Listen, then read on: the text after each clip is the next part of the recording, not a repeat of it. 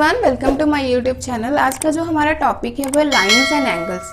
हम इसमें देखेंगे कि हमारे लाइंस एंड एंगल्स में कौन कौन से एंगल्स आते हैं और कौन कौन से एंगल्स जो हैं एक दूसरे से रिलेटेड है। जैसे सबसे पहला हमारा जो आता है वो आता है complementary angle. Complementary angle, complementary angles क्या होते हैं? ये हमेशा पेयर में आते हैं, हमेशा पेयर में आते हैं, मतलब हमेशा दो एंगल के ये पेयर में आएंगे। मतलब कॉम्प्लीमेंट्री एंगल्स कहें तो जिनका सम, मैंने क्या बोला कि ये पेयर्स में आते हैं, हमेशा दो एंगल का पेयर होगा। तो complementary angles are the angles whose measure is 90 degree. मतलब दो ऐसे एंगल जिनका सम क्या हो, 90 डिग्री आए। मतलब दो एंगल का ऐसा पेयर जिनको जोड़ने पे हमेशा 90 आए। जैसे एक क्वेश्चन के थ्रू मैं आपको समझाती हूं कि फाइंड द कॉम्प्लीमेंट ऑफ, अगर मैं कॉम्प्लीमेंट ऑफ 65 डिग्री, दो एंगल्स जो होते हैं जिनका सम 90 डिग्री आता है वो एक दूसरे के क्या कहलाते हैं? A is complement of B and B is complement of, या फिर ऐसे कह सकते हैं आप, A and B are complement of each other. वो एक दूसरे के क्या है? कॉम्प्लीमेंट है। और इन दोनों का पेयर क्या कहलाता है? Complementary angle. तो मैंने कहा find the complement of 65 degree. ठीक है, मतलब आपको 65 डिग्री का कॉम्प्लीमेंट निकालना है। मीन्स कि 65 डिग्री में मैं क्या ऐड करूं कि मेरा सम जो है वो 90 डिग्री आ जाए। तो इसको निकालने के लिए आप डायरेक्ट क्या करेंगे, 90 माइनस 65 करेंगे और आपका आ गया 25 डिग्री। तो आप लिखेंगे 25 degree is the complement of 65 degree.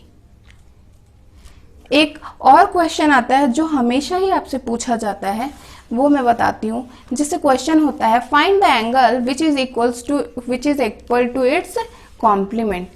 Find the angle, मैं लिख देती हूँ आपको, find the angle which is equal to its complement. तो मैंने क्या बोला, एंगल्स कैसे होने चाहिए? ऐसे होने चाहिए।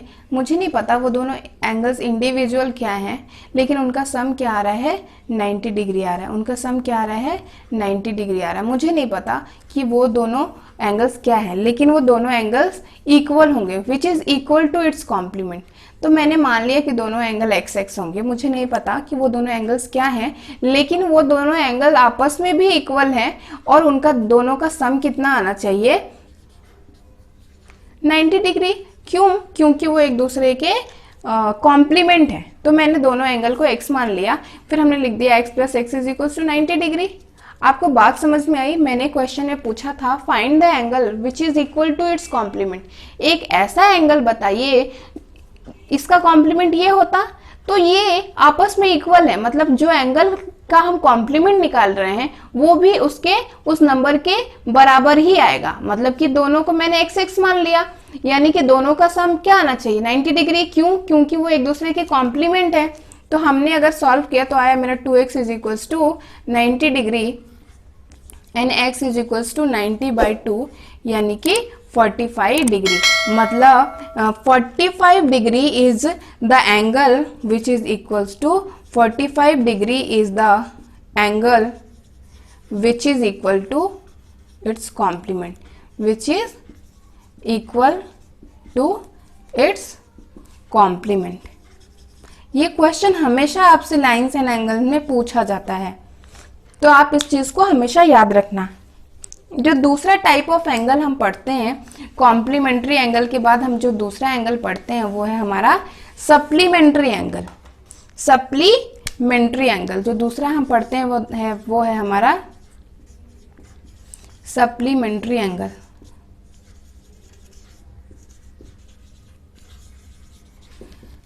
सप्लीमेंट्री एंगल्स क्या होते हैं, एक जैसे हमने पढ़ा कॉम्प्लीमेंट्री में कि दोनों एंगल का सम 90 डिग्री होना चाहिए, ये एक ऐसे एंगल का पेयर होगा जिसमें दोनों का जो सम होगा वो क्या आएगा 180 डिग्री। दोनों का सम कितना आना चाहिए 180 डिग्री। जिससे अगर मैंने पूछा कि find the supplement of 105 degree तो आप क्या लिख देंगे 180 माइनस 105 यानी कि कितना 75 डिग्री। मतलब 105 का जो कॉम्प्लीमेंट है वो क्या है 75 डिग्री है, और दोनों को जोड़ के कितना आ रहा है 180 डिग्री आ रहा है। मतलब जब भी आपको कोई एक एंगल दिया हो और दूसरा उसका कॉम्प्लीमेंट पूछ रहा हो तो आप क्या करेंगे 90 में से माइनस कर देंगे, और अगर आपसे सप्लीमेंट पूछ रहा हो तो आप क्या कर देंगे 180 से माइनस कर देंगे उस एंगल को। और जैसे कि आपने कॉम्प्लीमेंट्री में देखा था कि कुछ एक क्वेश्चन मैंने बताया था कि जो कि अपने सप्लीमेंट के बराबर होता है, वैसे ही इसमें भी पूछते हैं कि angle which is equal to its supplement, angle which is equal to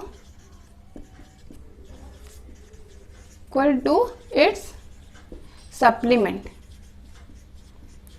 मतलब कि दोनों एंगल्स आपस में इक्वल होंगे और उनका सम क्या आना चाहिए 180 आना चाहिए। तो हमने मान लिया let those two angles be x, then दोनों एंगल्स आपस में इक्वल हैं तो क्या होगा दोनों एंगल आपस में इक्वल है, ठीक है। तो मैंने लिख दिया x plus x is equal to 180 degree. क्यों? क्योंकि वो दोनों आप एक दूसरे के सप्लीमेंट है। तो मैं लिखूंगी 2x is equal to 180 degree and x is equal to 180 degree upon 2 यानी कि 90 डिग्री। तो हमारा आंसर आ गया 90 degree, means 90 degree is the angle which is equals to its supplement। ये आप याद भी रख सकते हैं कि 45 डिग्री क्या होता है अपने ही एंगल का कॉम्प्लीमेंट होता है और 90 डिग्री अपने ही एंगल का सप्लीमेंट होता है। जो तीसरे टाइप का एंगल्स हम पढ़ते हैं वो है लाइंस एंड एंगल्स में, वो है हमारा एडजेसेंट एंगल्स। एडजेसेंट एंगल्स क्या होता है, जब आप लाइंस एंड एंगल्स पढ़ोगे तो आपको हमेशा ये टर्म्स यूज किया जाएगा, तो आपको पता होना चाहिए कि एडजेसेंट एंगल्स होते क्या हैं। एडजेसेंट एंगल्स हमेशा ऐसे एंगल्स होते हैं जिनका नॉन कॉमन आर्म होता है on either side and have common vertex. Vertex ये है और एक क्या होगा कॉमन आर्म होगा,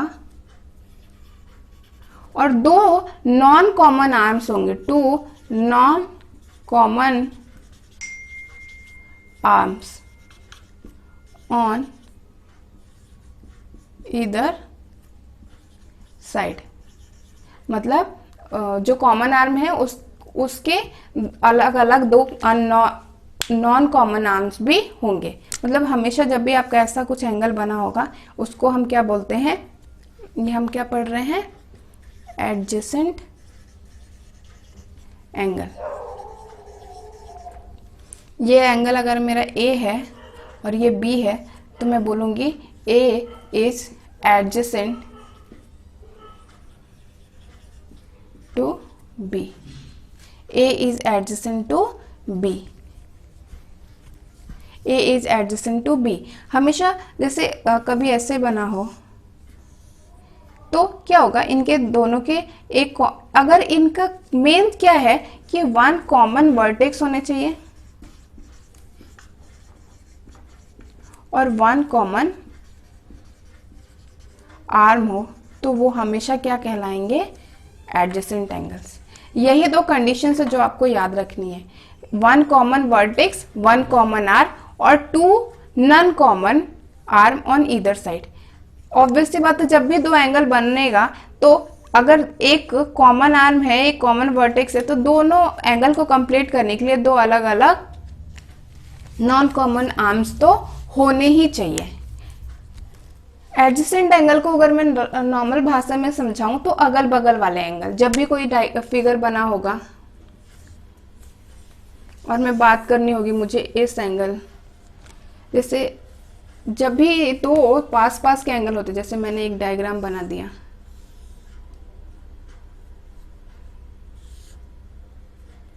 एंड ये, ठीक है, तो ये और ये आपस में क्या एडजेसेंट है, ये और ये आपस में क्या एडजेसेंट है, ये और ये आपस में क्या एडजेसेंट है, दोनों क्या है एक दूसरे के बगल में है, अगल बगल। एडजेसेंट का मतलब है अगल बगल वाले एंगल्स, उनके एक कॉमन वर्टेक्स होंगे और एक कॉमन आर्म होगा। और दूसरा जो हम टाइप ऑफ एंगल पढ़ते हैं उसमें हमारा होता है लीनियर पेयर। क्या होता है हमारा? Linear pair. लीनियर पेयर में क्या होता है? A pair of supplementary angles, मतलब लीनियर पेयर के जो एंगल्स होंगे वो हमेशा क्या हो जाएंगे? सप्लीमेंट्री होंगे, मतलब उनका सम हमेशा कितना आएगा? 180 आएगा, उनका सम हमेशा 180 आएगा, और वो हमेशा एक स्ट्रेट लाइन पे बनेंगे। वो हमेशा क्या बनेंगे? एक स्ट्रेट लाइन पे बनेंगे। ये ऐसे भी हो सकते हैं, ये दो एंगल्स ऐसे भी हो सकते हैं, ये दो एंगल ऐसे भी हो सकते हैं, लेकिन हमेशा उनका जो दो नॉन कॉमन आर्म है वो एक स्ट्रेट लाइन होगा। नॉन एडजेसेंट एंगल की तरह ही है, लेकिन एडजेसेंट एंगल में आपको पास ये कंपल्शन नहीं थी कि जो नॉन कॉमन आर्म है वो क्या होना चाहिए। ये जो नॉन कॉमन आर्म है ये दोनों, वो जरूरी नहीं है कि वो स्ट्रेट लाइन हो, बस यहाँ पे नॉन कॉमन आर्म को एक स्ट्रेट लाइन होना पड़ेगा, और अगर वो स्ट्रेट लाइन हो गया तो इसकी वजह से दोनों एंगल बन रहे हैं, उनका सम हमेशा क्या आएगा? 180 आएगा। क्योंकि आपको पता है कि एक स्ट्रेट लाइन पे जो एंगल बनता है उसे हम स्ट्रेट एंगल कहते हैं, और वो 180 डिग्री का होता है। तो आपको एडजेसेंट एंगल और लीनियर पेयर में यही अंतर है कि एडजेसेंट एंगल क्या होंगे, जरूरी नहीं है कि ये जो नॉन कॉमन आर्म हो वो स्ट्रेट लाइन हो, लेकिन लीनियर पेयर में ये नॉन कॉमन आर्म को स्ट्रेट लाइन होना पड़ेगा। जो हमारा नेक्स्ट टाइप ऑफ एंगल है वो है वर्टिकली ऑपोजिट एंगल्स। हमारे जो नेक्स्ट टाइप के एंगल्स है वो है वर्टिकली ऑपोजिट एंगल्स। ये रहे हमारे। जब भी दो लाइन एक दूसरे को क्रॉस कर रही हो, कट कर रही हो, जरूरी नहीं ऐसे ही करे, ऐसे भी कर सकते, किसी भी टाइप से अगर क्रॉस करे, एक दूसरे को कट करे, तो उनके बीच में जो एंगल बनता है उसे, जैसे ये एंगल और ये एंगल की अगर मैं बात करूं, आपने क्या करा, ये डायग्राम में छोटा सा यहाँ पे भी बना रही हूं, आपने क्या करा, इस एंगल और इस एंगल के बारे में आपने पढ़ लिया। ये कौन से एंगल हैं? लीनियर पेयर, ठीक है। ये ऊपर वाले भी और ये नीचे वाले भी कैसे हैं? Linear pair. अभी आपने देखा कि जो स्ट्रेट लाइन पे जो एंगल बन रहा है उसको लीनियर पेयर कहेंगे, ठीक है। तो हम अगल बगल वाले एंगल तो नहीं लेंगे, हमें क्या लेना है, एक छोड़ के, जैसे ये है और इसके ऑपोजिट में ये एंगल है, ये एंगल हमेशा क्या होंगे, जब भी दो लाइन एक दूसरे को क्रॉस कर रही होगी, कट कर रही होगी, इंटरसेक्ट कर रही होगी, तो ये जो एंगल बनेंगे वो हमेशा एक दूसरे के क्या होंगे? इक्वल होंगे। हमेशा एक दूसरे के क्या होंगे? इक्वल होंगे। ये इसके इक्वल होगा। अगर ये a है तो ये भी a ही होगा, जितनी भी वैल्यू होगी इसकी वो a होगी। जैसे सपोज हमने इन दोनों के बारे में तो पढ़ लिया था, तो हमारा बचा यही, और नाम भी आपको सजेस्ट करता है कि वर्टिकली ऑपोजिट एंगल्स।